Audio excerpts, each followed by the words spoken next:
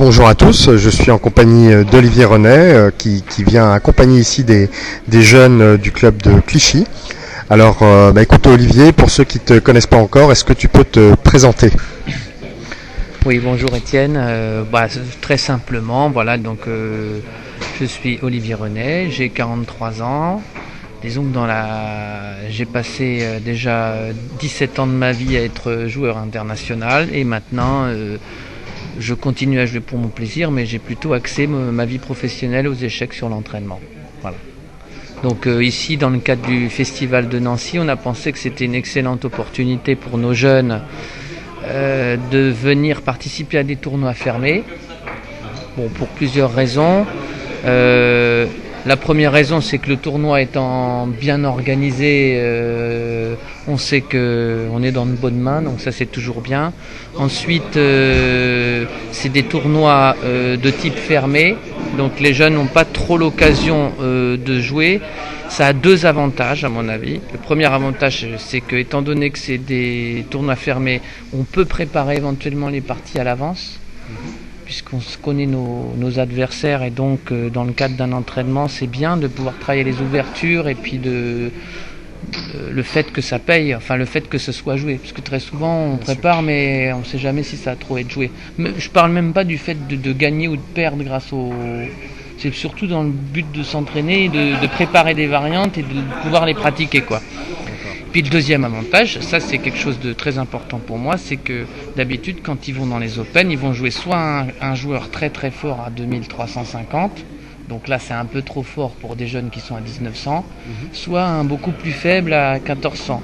Donc soit ils gagnent très facilement et ils apprennent pas grand chose, soit ils perdent trop facilement et c'est un peu pareil. Donc là, pendant 9 parties, ils vont jouer des gens soit un tout petit peu plus forts, soit un tout petit peu moins forts, donc c'est très intéressant. D'accord. Et puis la dernière chose, c'est que enfin, ils peuvent avoir comme objectif de gagner un tournoi. Et ça, c'est important pour eux. Et puis gagner un petit peu de prix aussi des fois.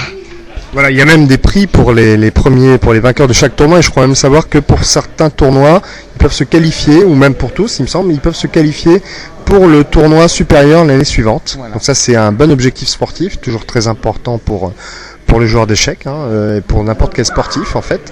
Alors je crois savoir que tu es ici avec Jean-Baptiste Mulon, pour le club de Clichy. Vous avez une grosse délégation de jeunes, donc à entraîner, à suivre. Est-ce que tu peux m'en dire plus ? Est-ce que tu peux me dire un petit peu la journée type que tu as avec ton groupe de jeunes ?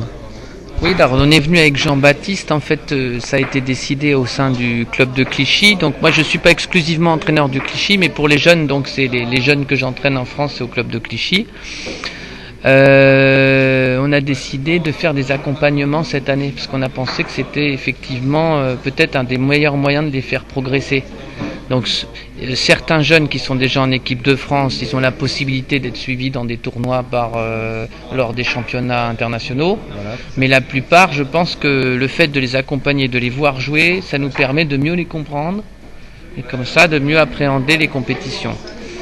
Alors donc nous une journée type, c'est assez simple, on est dans plusieurs chambres, donc va falloir gérer l'heure des réveils. L'heure des couchers, donc ça c'est pas toujours facile avec les ados, mais enfin bon, on n'est pas non plus avec une baguette, il y a quelques parents, il y a juste un parent.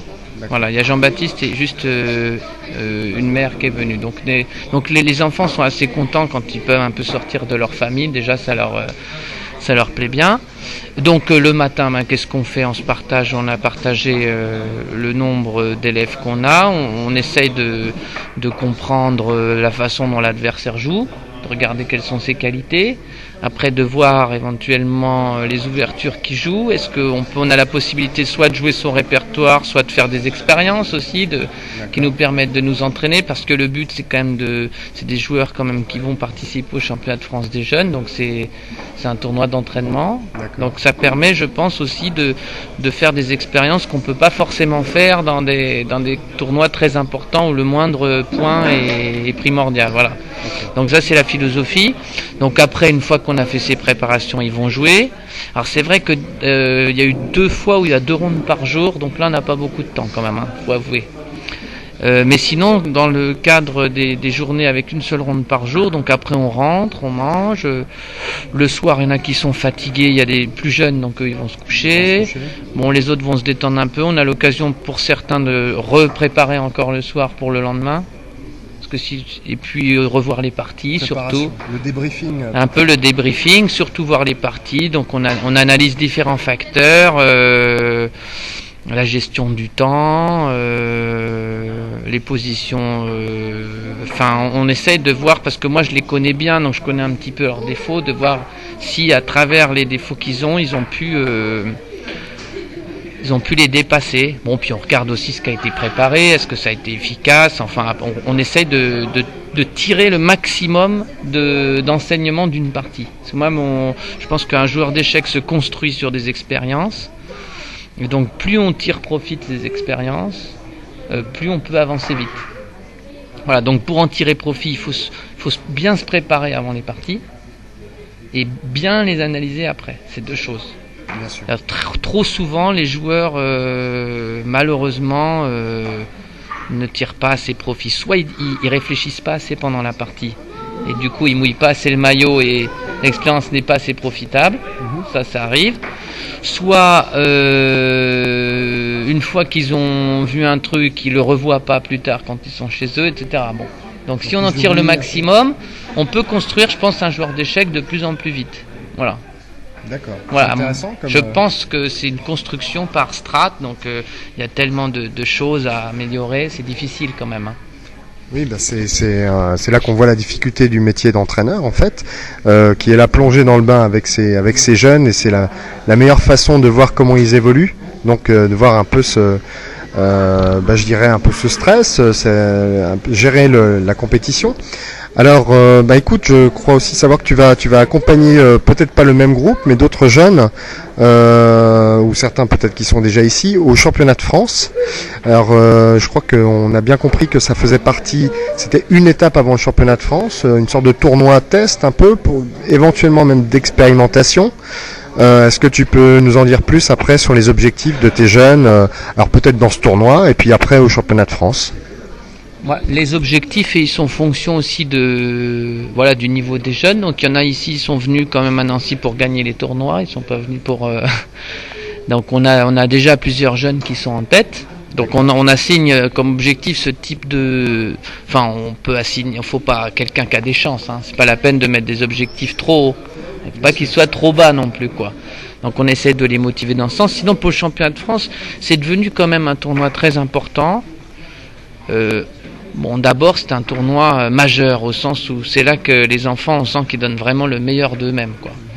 On voit que certains enfants, ils sont très dangereux dans les championnats de France, parfois moins dangereux dans d'autres tournois. D'accord. Parce que y a un enjeu de taille. C'est quoi l'enjeu de taille? C'est qu'ils sont qualificatifs pour l'équipe de France et pour tout